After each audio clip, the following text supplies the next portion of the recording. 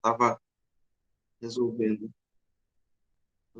essa questão de alunos, né, de pessoal que está com alguma pendência, isso já está meio que resolvido, vai correr bem. E aí esses 3 vão fazer a prova final, vão fazer a avaliação amanhã, e aí a gente pode dar sequência, dar por encerrada nossa disciplina, tá?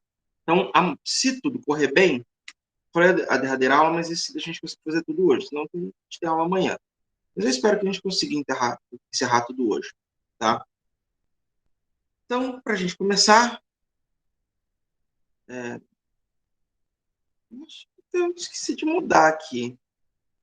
Não foi o Abraham Lincoln que falou essa frase, não. Ou foi? Não lembro. Não, foi, acho que foi. Bom, tudo que temos de decidir é o que fazer com o tempo que nos é dado. Eu acho que não é do Abraham essa frase, mas eu vou olhar. Então, nós é que decidimos nosso futuro e nosso destino. Para a gente continuar nossa disciplina, para a gente poder encerrar nossa disciplina em alto nível, como todos esperamos, a gente vai começar a falar hoje de antinomias, o chamado conflito aparente de normas. O que acontece? Em regra, quando você cria uma lei, e é que norma no sentido de lei mesmo, isso aqui é que a gente aplica só no direito brasileiro, é bem restritivo. Quando a gente fala em conflito de normas, o que acontece? Em regra, quando sobrevém uma lei nova, tem alguma lei, ela vai revogar uma lei anterior que disponha sobre o mesmo tema. Mas, às vezes, isso não acontece. Essa seria uma atribuição em tese da Comissão de Constituição e Justiça, avaliar se existe uma lei em vigor. Se ele não fizer esse trabalho direito, ele vai acontecer você ter 2 leis em vigor sobre o mesmo tema. Se elas falarem a mesma coisa, tanto faz. Você pode usar uma, pode usar outra, não vai fazer a menor diferença.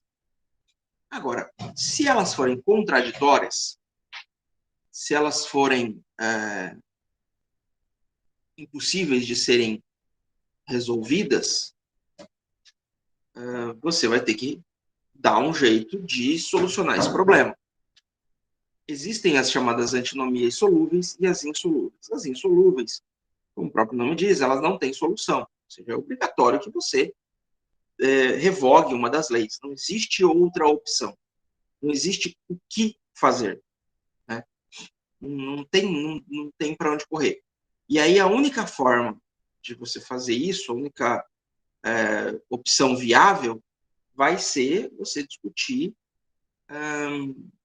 legislativamente. Na casa legislativa a qual se destina, seja por uma lei estadual, a Assembleia Legislativa, se for lei municipal, Câmara Municipal, ou, se for uma lei federal, Congresso Nacional. E aí todas as discussões jurídicas sobre o tema vão ter que ficar em suspenso, até que seja solucionado isso, até que uma das leis seja resolvida. Quando é que é possível a existência de uma antinomia insolúvel? É mais difícil, porque, em geral, é difícil que você tenha a aprovação de matérias que sejam contraditórias e que não haja nenhum critério de solução. A gente vai falar justamente agora sobre esses critérios de resolução. É importante deixar claro que isso aqui, nós estamos falando de leis em vigor, ok? São leis que estão em vigor, que estão em atividade e que vão trabalhar. Como eu disse, existem algumas leis que revogam outras leis. Por exemplo, se vocês olharem o Código de Processo Civil novo, né?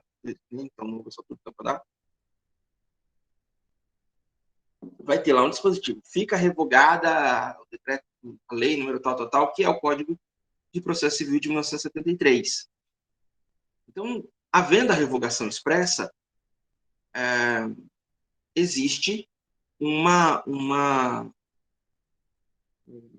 ela deixa de ter valor, ela deixa de ter vigência, logo ela não existe conflito de normas. Existe uma outra ferramenta que é muito comum ser utilizada nas legislações, e muitos têm utilizado isso, né, principalmente em leis mais gerais, que é normalmente o último artigo, o penúltimo artigo, que é revogam-se as disposições em contrário. Genérico, completamente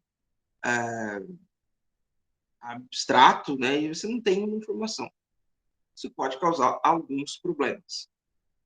Certo? Mas, em regra, você vai ter duas leis, e essas leis vão estar vigendo, elas estão em vigor, e elas precisam ser resolvidas porque, no caso concreto, elas vão gerar um resultado menos adequado, né? Um resultado que não é o ideal para a resolução do direito. E quando a gente fala em critério para solução, essa é uma solução temporária, tá? Uma solução não imediata e que vai ensejar uma... Como é que eu posso falar? Vai ensejar...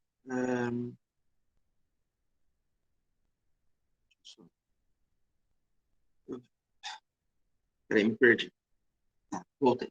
Então, a gente está a solução real, a solução final definitiva é a revogação de uma das leis, ou das duas, e a edição de uma lei nova que organize tudo.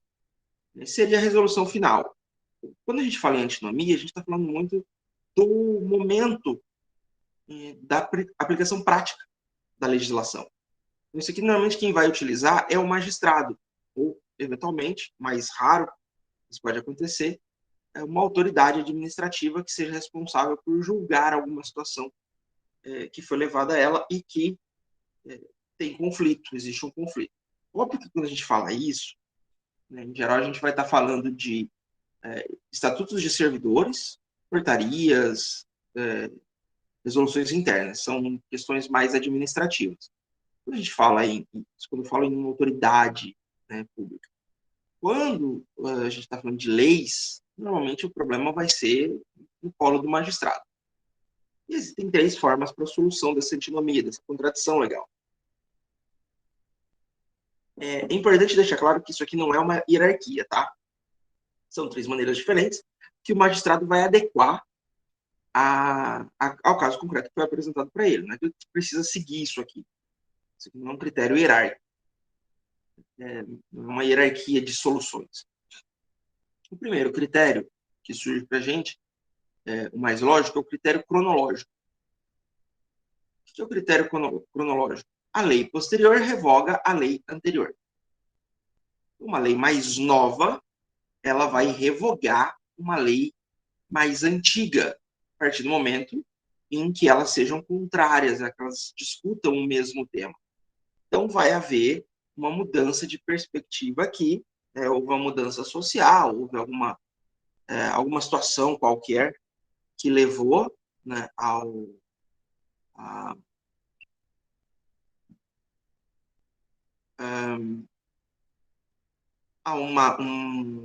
resultado não adequado, porque não houve revogação expressa, mas há a chamada revogação tácita. Essa revogação tácita nada mais é do que, bom, está em vigor, mas ela perde o sentido, no todo ou em parte, né? Pelo menos o dispositivo que seja contrário à nova norma, à nova lei. E essa revogação tácita, ela não pode ser aplicada, você não pode deixar de cumprir a lei. Você só pode fazer isso questionando em juízo, e aí o juiz vai adequar a lei ao caso concreto. Então, nesse caso, o juiz vai olhar, vai ver qual é a lei mais nova, e vai entender que aquela lei mais nova, ela vai ser aplicável àquele caso. O segundo critério é o critério hierárquico. Como é que funciona o critério hierárquico? Lembra que a gente estudou a hierarquia das normas? Norma constitucional, lei complementar, lei ordinária, lei delegada, medida provisória, decreto e por aí vai. Bom, basicamente é isso. Se você tem uma medida provisória que é contrária à lei, e que essa medida provisória não revoga expressamente a lei, a medida provisória ela é hierarquicamente inferior à lei mais antiga, lei ordinária. Nesse caso, o juiz vai ter que interpretar e falar assim, é o cronológico ou é o hierárquico que a gente vai usar? A medida provisória vai ser mais nova. Só que a medida provisória, ela tem o condão de revogar uma lei? Não. Ela não pode, você não pode revogar uma lei por medida provisória, porque a lei só vai ter validade depois que a medida provisória só vai ter uma validade efetiva, né, só vai se consolidar depois que é aprovada pelo Congresso.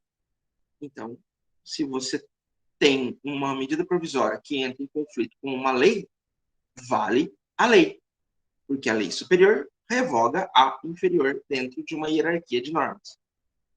E a terceira situação é o critério da especialidade. Você tem leis gerais, certo? Você fala de a pesca no mar territorial brasileiro. A lei fala sobre isso, ok.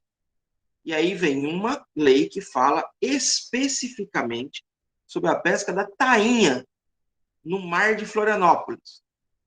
No mar territorial relativo a Florianópolis, em Santa Catarina. Não sei, foi o primeiro nome que me apareceu. Não sei se pesca tainha lá. Mas foi o que passou pela minha cabeça. Beleza.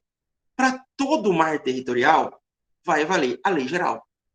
Mas, especificamente, quando o fato concreto se tratar sobre uma situação que aconteceu no litoral de Florianópolis e que se trata de pesca de tainha, vale a lei especial. Nesse caso, não há uma revogação da lei especial.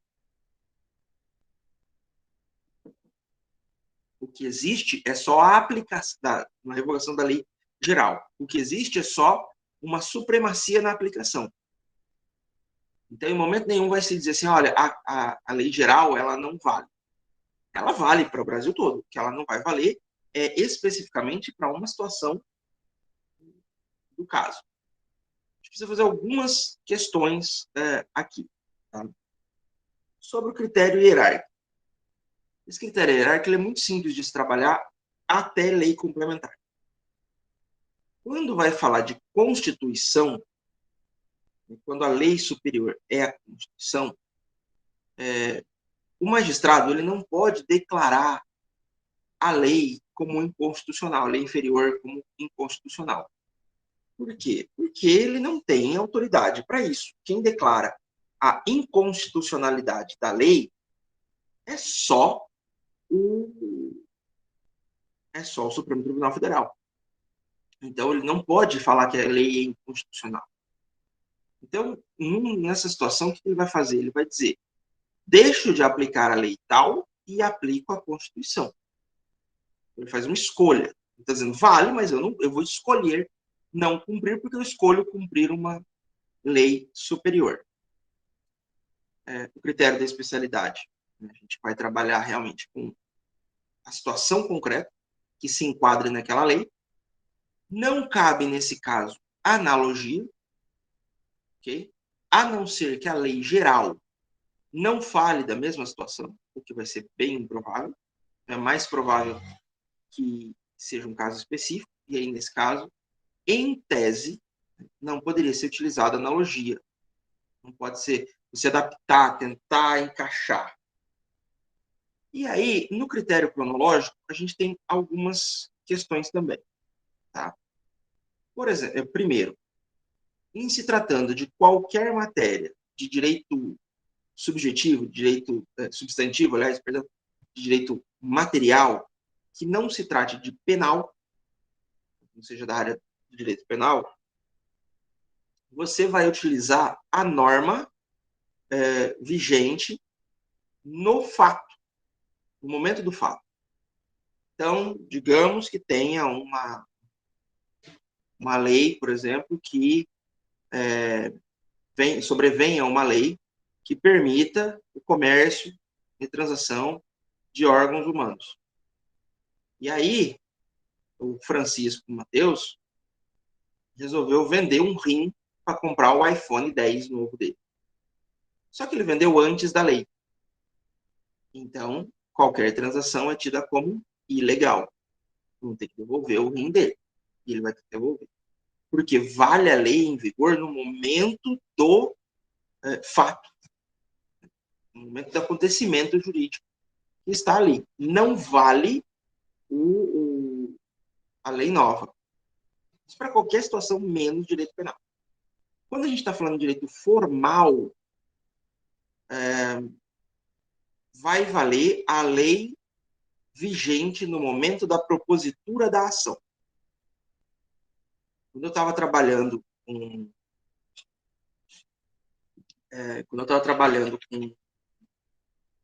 fórum, né? Quando não, até hoje trabalho, mas quando houve a mudança do Código de Processo Civil, era um trabalho, mas um trabalho tão grande, porque eu tinha que ficar calculando prazo, principalmente, de duas formas diferentes. Por quê? Se o prazo começou a correr antes do, ou tem alguma questão antes, que foi proposto antes como é que fala? Do Código Novo, era dias corridos. Com o Código de Processo Civil Novo, é dias úteis. Então, eu tinha que ficar olhando em que momento está esse processo para eu saber qual. Mas isso é do fato. Então, por exemplo, a sentença saiu. Aconteceu isso comigo, de verdade. A sentença saiu em 2013, eu acho, 2012, um negócio assim. Os caras entraram com embargo de declaração, entraram com agravo, aí daí vai daqui, vai dali, vai dali. Resultado. No fim, eles entraram com um recurso de apelação. Uma parte entrou com recurso de apelação. Quase 3 anos depois. 3 anos e pouco depois. E aí, não sei, alguém fez alguma coisa lá e falou que estava certificou o trânsito em julgado, falou que era intempestivo. Eles discutiram e o juiz mandou para mim fazer o cálculo. E aí eu descobri, bom, eu tenho que, como a sentença saiu na lei antiga, eu tive que ir no Código de Processo Civil antigo para saber o andamento. E eu descobri que, de acordo com os andamentos, acabou suspendendo o curso do prazo de recurso, que voltou a correr só depois do julgamento de embargo de declaração de um outro negócio lá longe e tal. Resultado, um recurso protocolado mais de 3 anos depois da sentença era válido porque estava dentro do prazo. Mas eu tive que ir lá atrás da outra lei para dar conta. Ok? Outra questão sobre o critério cronológico diz respeito à matéria de direito penal. Porque o direito penal ele tem uma diferençazinha. Tá? Em tese, a lei não anda para trás, certo? Então, tudo o que aconteceu, e a lei nova, que é o hoje, o que aconteceu daqui para trás, não interessa para a lei nova. Isso em qualquer âmbito do direito, menos o direito penal. Por quê? Se foi feita uma lei aqui, hoje, tá? E você cometeu um ato aqui, que esse ato não era ilícito, não era típico, está previsto. E aí, com a lei, ele passa a ser previsto, a lei não vai andar para trás. Você não cometeu um crime. Mas se você cometeu um ato aqui, que era considerado criminoso, que era típico, e esta lei transformou, diz que não é mais típico, aí a lei anda para trás e isenta você desse crime.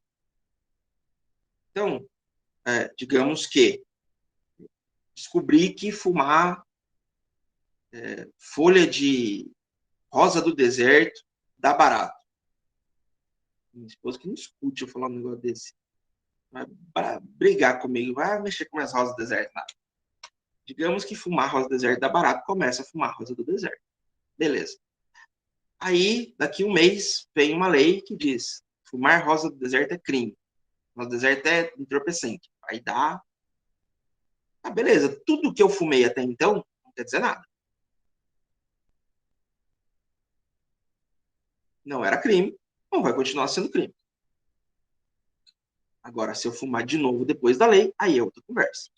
Agora, estou aqui fumando um beck, baseado, marihuana, cigarrinho do capeta, quer que sejam as designações da cannabis que vocês considerem válidas.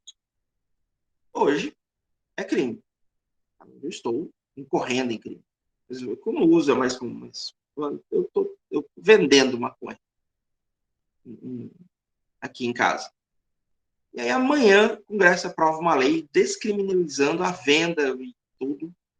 Deixou de ser crime. A venda e o uso recreativo da maconha. Se eu estou sendo processado por venda, por tráfico de maconha, imediatamente eu deixo de ser processado por esse crime. Porque a lei penal vai retroagir, vai andar para trás no tempo para beneficiar o réu, para se ela for mais favorável. Então, se houver qualquer melhora na condição do réu, ela vai atender o para trás, o passado. Se ela piorar a situação do réu, aí é só daqui para frente. É só foi cometido dali em diante. E aí, só para a gente terminar, a critério da especialidade, é importante a gente deixar claro uma coisa. Quando, para valer o critério, para ser uma antinomia, tem que haver uma contradição. Tem que haver algo que seja contrário entre as duas legislações. Se elas se complementam, não há antinomia. Então, por exemplo, digamos que Código de Processo Penal, se eu não tiver enganado, o artigo 162 fala que se o réu está solto, tem advogado constituído, ou seja, advogado pago, não é advogado do Estado, não é advogado ativo, nem nada. E a sentença é absolutória,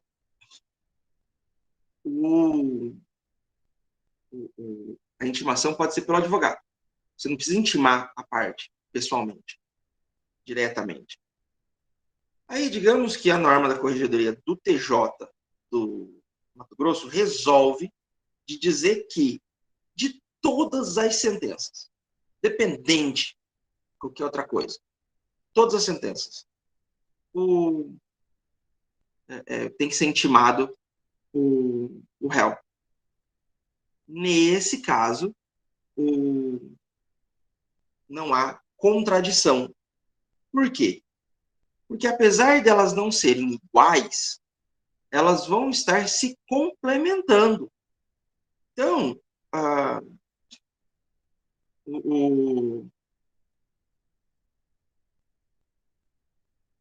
como é que fala? Como é que eu posso... Elas não vão discutir, elas não vão estar em debate. Né? Elas não vão... como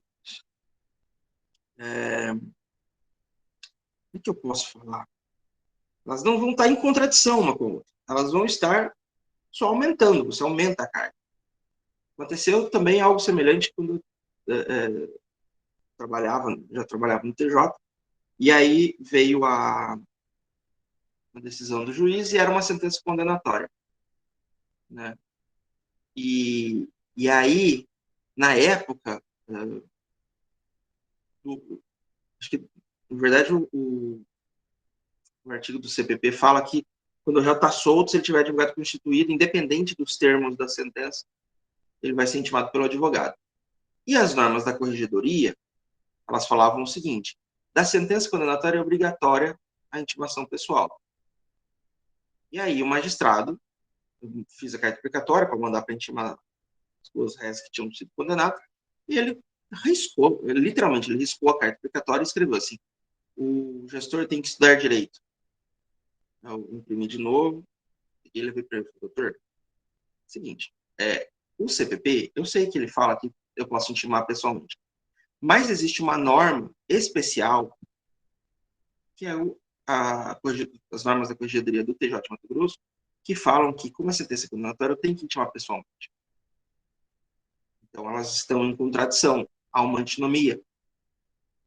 Então, eu preciso cumprir uma ou outra. Qual que eu vou cumprir? A especial. Ela está falando especificamente da sentença condenatória. Ele ensinou e topou, né? Não tinha muito o que fazer.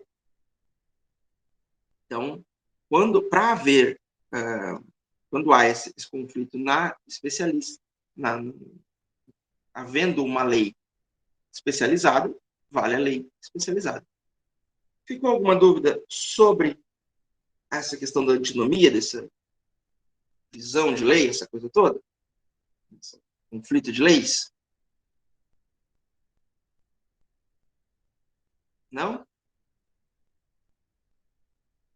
Podemos continuar, então? Então, a gente vai para as lacunas, tá? O que são as lacunas? Né?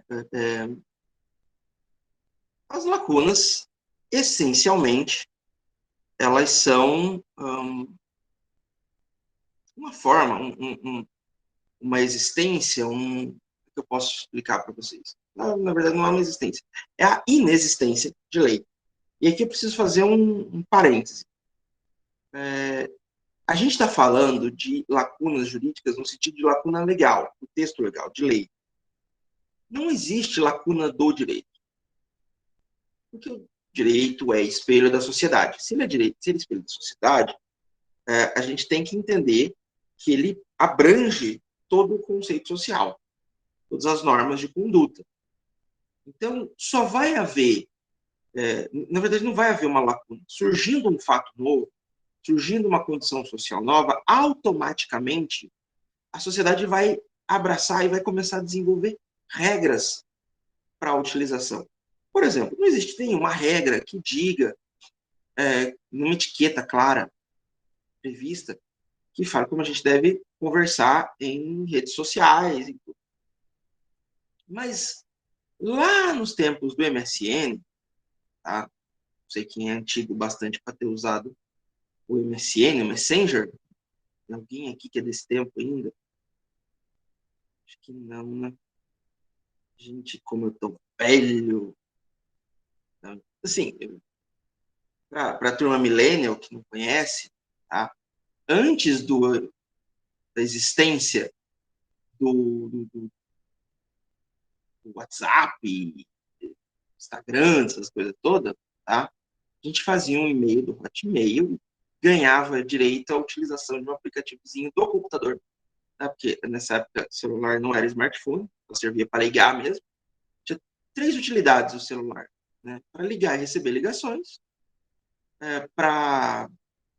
Não minto, tinha mais. Você podia ligar e receber ligações, que a gente fazia isso, né? Hoje em dia ninguém mais faz, mas na época a gente fazia. Para mandar e receber mensagens, torpedos, SMS, também a gente fazia isso. A gente também fazia, também usava para botar despertador, e alguns para lanterna, quando você chegava meio tonto em casa, não sabia o caminho, se iluminava e conseguia achar o buraco da chave da fechadura. Ótimas utilizações. Mas quando. Ah, e tinha o jogo da cobrinha, claro. Esqueci. Jogava o jogo da cobrinha. Mas fora isso, né, se a gente quisesse comunicar, se comunicava por computador. E aí tinha esse aplicativozinho MSN. E lá naquela época, nunca foi criado regra de conduta nem nada do gênero. Né? O que foi criado, na verdade, foi a utilização meio que automática, né? E uma das regras de conduta que foi criada é que se você falasse com a caixa alta, né, as maiúsculas ligadas, você estava gritando. Às vezes você estava fazendo um trabalho, fazendo uma coisa que era em caixa alta, esquecia de tirar, digitava no MSN. Por que você está gritando comigo? Tá bravo comigo? Já virava. Se fosse com namorada, você estava lascado, você já ia perceber que o pau ia quebrar. Então,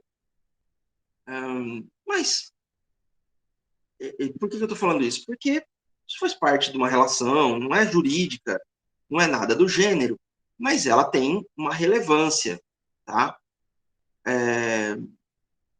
De uma situação, né?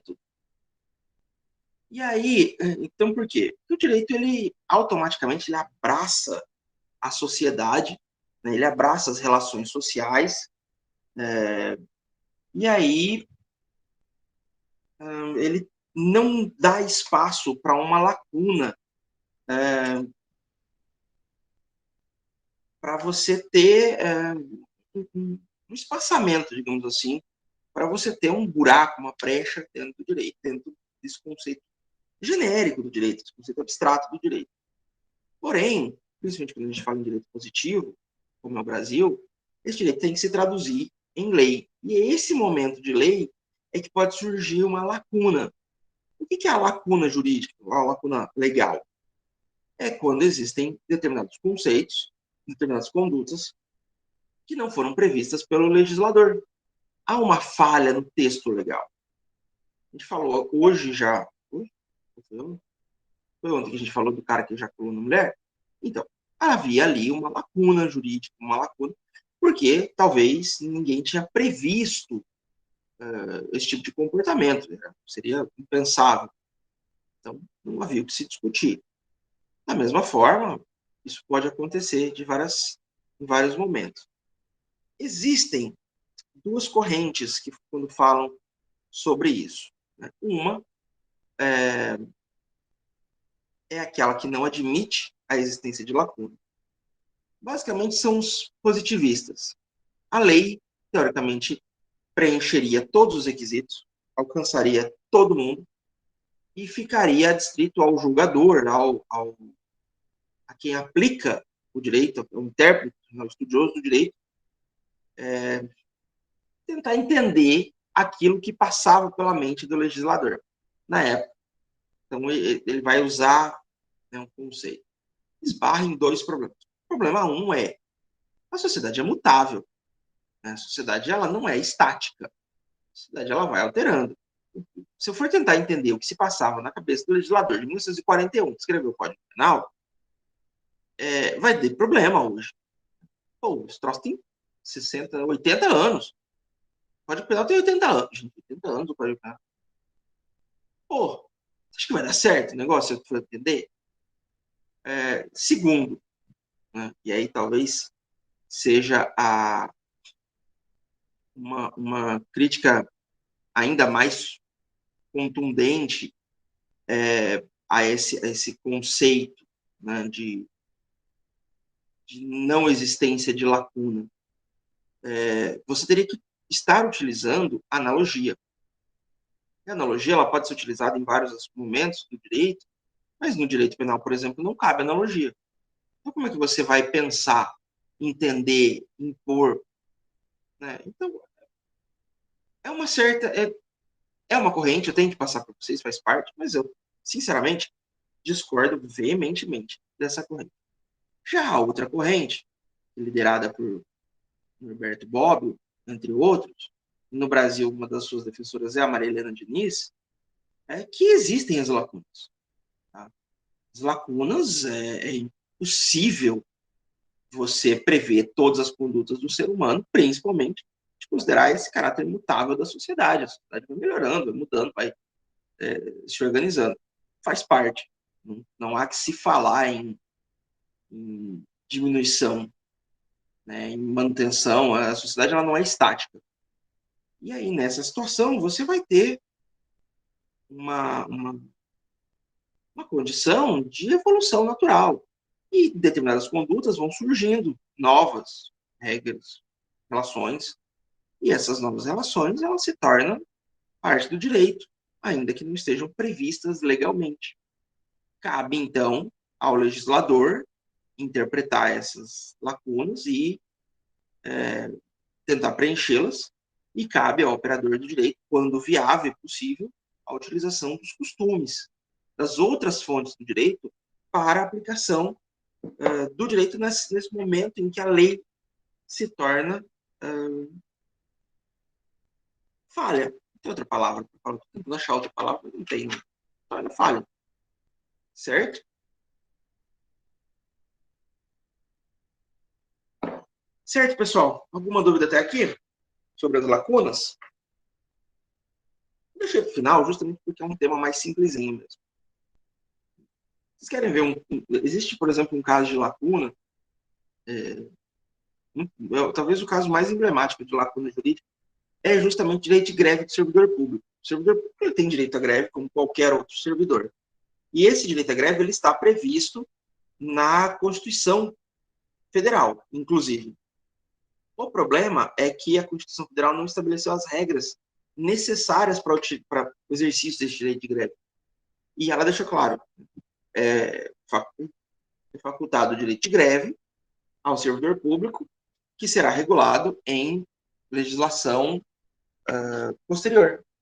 Só que essa legislação posterior nunca veio. 30 anos a Constituição Federal. Vai fazer 33 anos e até hoje acabou, não tem Não existe essa legislação. Para quem de repente está assustado porque eu estou mais perto, é porque acabou a bateria, estava acabando a bateria, eu coloquei no carregador. E então existe uma mudança de ausência de lei, a lei não foi preenchida devidamente, então existe essa lacuna, que hoje ela é preenchida por analogia, ok? Pela utilização da legislação relativa ao direito de greve do servidor da iniciativa privada. E aí, para a gente encerrar nosso dia e nossa disciplina, a gente encerra com direito e ideologia. Ideologia A. Eu quero uma para viver. Vocês assistiram um vídeo? Vocês assistiram a música do Cazuza? Espero que sim. O que é ideologia? O conceito mais básico, né? Ideologia vem do grego, ideos, logia. Né? Ideos é ideia, logia é o estudo. Então, a ideologia seria a ciência das ideias. É uma ciência que discute a formação. Mais modernamente, né, mas depois do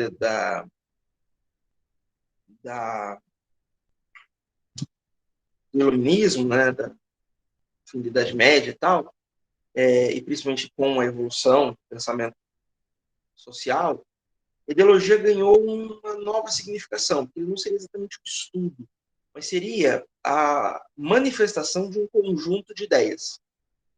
Tá? Então, é uma forma que você agrupa um determinado conjunto de ideias, agrupa um determinado princípio, né? E aí você cria uma ideologia. E a ideologia ela é essencial para a sociedade. Não existe sociedade sem ideologia. Tá? Por quê? Porque se você não tem uma ideologia, você não tem um pensamento, você não tem ideias. Tá? Você não tem a ausência de ideologia significa que você tem ausência de pensamento crítico e racional. Então, quem não tem ideologia? Bebê, criança, que não formou o pensamento racional ainda. Então, a gente tem que tirar um pouco esse preconceito, né? A ideologia, ou a gente fala, uma escola sem ideologia, ou uma escola sem ideologicamente isenta. Isso não existe. Isso não existe. A história da escola sem partido que é ridículo. Por vários motivos, mas entre eles, porque todo processo social ele precisa de uma ideologia para trabalhar. Tá? E a escola, ela é ideologicamente clara, sim, ela tem uma posição ideológica, sim, e está muito longe de ser o comunismo. E se engana muito quem pensa que professor é doutrinador comunista. Está muito fora. Na verdade, você aprende a vida toda dentro da escola noções voltadas para a ideologia do capital. Então, você vai aprender a falar, você vai aprender a escrever, você vai aprender a ler, a fazer contas para poder trabalhar. Você aprende história, basicamente, a história do capital. Você tem um minúsculo passagem pela Revolução Russa, você não aprende marxismo na escola, está fora do nosso. Mas você aprende o New Deal, por exemplo. Você aprende a formação do capital, você aprende história da colonização americana. Tudo isso é ideologia do capital. Aí eu não estou dizendo, não vou entrar no mérito se está certo, se está errado, não cabe a mim discutir isso aqui agora. O que eu estou falando é que existe realmente um princípio ideológico. Então, a gente tem que... tem que ser uma escola sem ideologia. Não vai ter. Tem que ter. E você pode aprender várias ideologias. Porque uma ideologia ela não é mutuamente excludente de outra. Você pode estudar, por exemplo, a ideologia do capital, a ideologia do capitalismo, que é baseada na compra, venda do mercado, no comércio, ao mesmo tempo em que estuda a ideologia social-democrata, né, em que você tem distribuição de renda, que você tem um auxílio social, você tem um estado de bem-estar social que inclua a todos. E a nossa Constituição, ela é uma Constituição com um viés ideológico muito forte. essa expressão viés ideológico foi demonizada nos últimos tempos, mas não tem como você escapar dela. Por exemplo, isso aí eu vou fazer uma crítica bem clara. O Bolsonaro e os seus seguidores, eles falam muito isso, né? O Abraham Van Traub, que foi nessa educação antes, ele falava, vamos tirar o viés ideológico da escola. Tá, mas isso é um viés ideológico. A partir do momento que você tem uma ideia de que a escola não pode ensinar política, que é uma ideia burra, por sinal, né? Uma ideia muito estúpida, que é justamente isso que faz com que a gente tenha pessoas analfabetas políticas ao longo da nossa vida, a gente precisa estudar política desde cedo, mas isso é uma ideia. A gente não pode estudar ideologia de gênero, isso é uma grande bobagem. Né? É burrice, você não tem ideologia de gênero na escola. Mas digamos que houvesse uma ideologia, um ensino doutrinário de ideologia homoafetiva na escola. Digamos que houvesse, não há. Digamos. Você não querer que isso seja ensinado na escola é ideologia. Então não tem como tirar o viés ideológico. Se você tirar o viés ideológico, você tira o pensamento. Se você tirar o pensamento, você tira tudo. Não tem porque ter escola. Assim, vocês estão entendendo onde é que eu quero chegar? A ideologia, ela é o estudo, ela é o pensamento, ela é o agrupamento de ideias.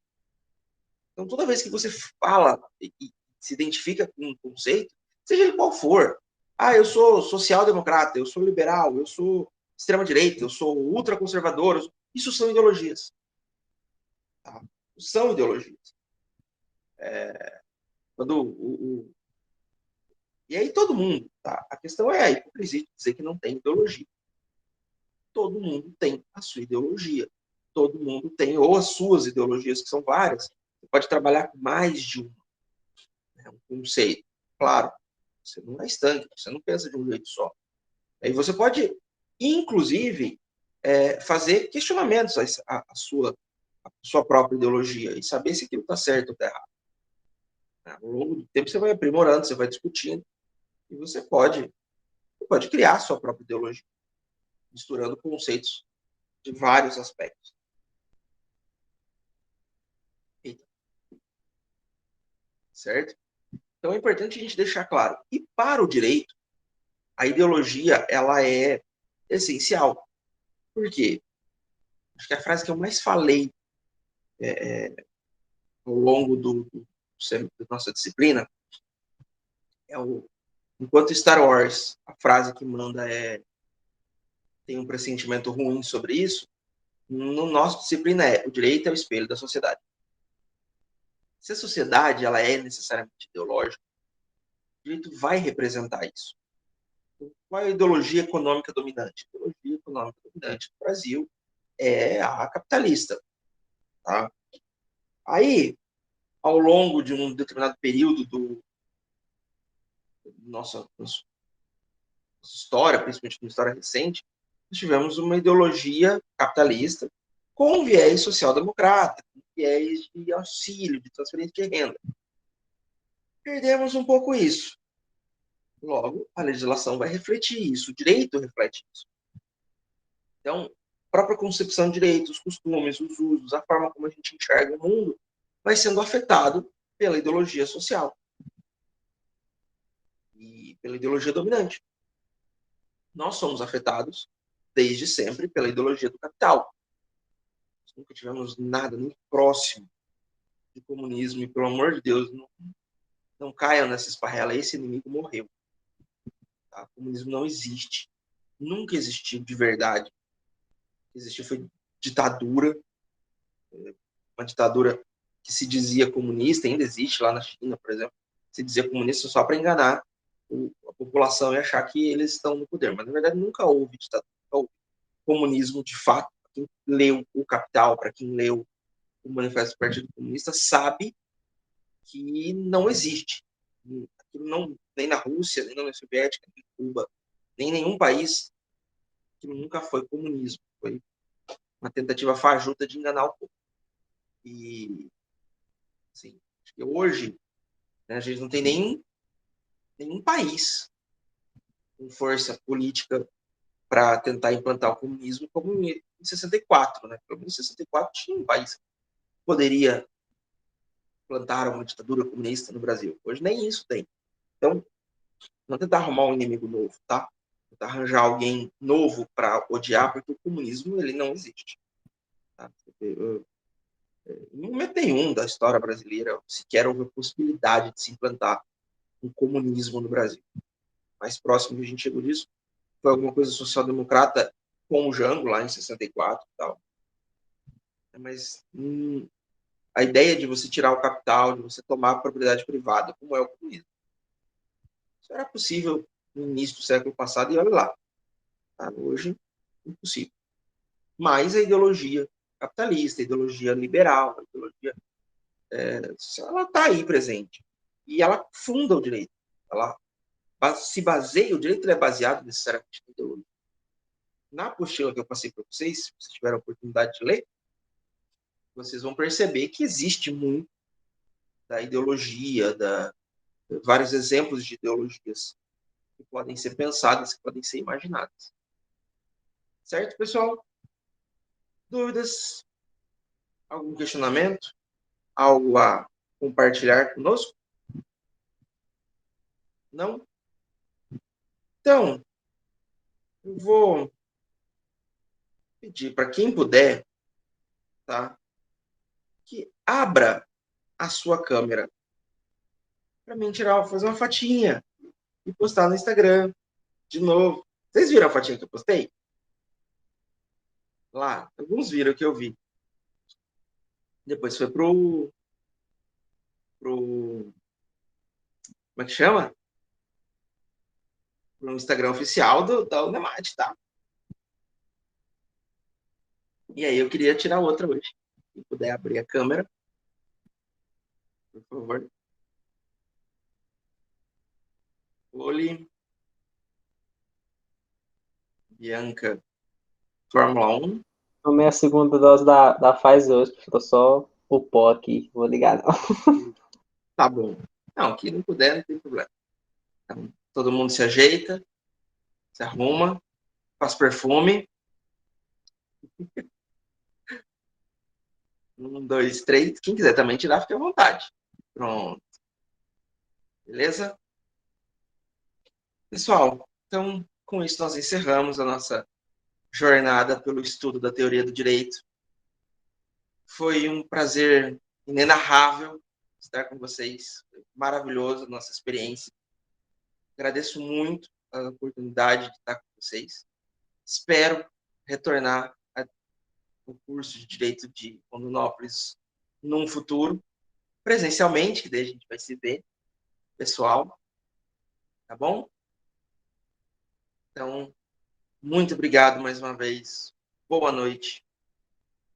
E até a próxima. Lembramos que qualquer dúvida, qualquer problema, questionamento, meu WhatsApp está lá, vocês têm meu e-mail, fiquem à vontade para me incomodar, tá bom? Valeu, professor. Boa noite. Obrigado Tchau, por tudo professor. também. Boa noite, prof. Boa noite. Obrigada, tá, professor, pelas aulas, por todo o conhecimento compartilhado com a gente, pela paciência.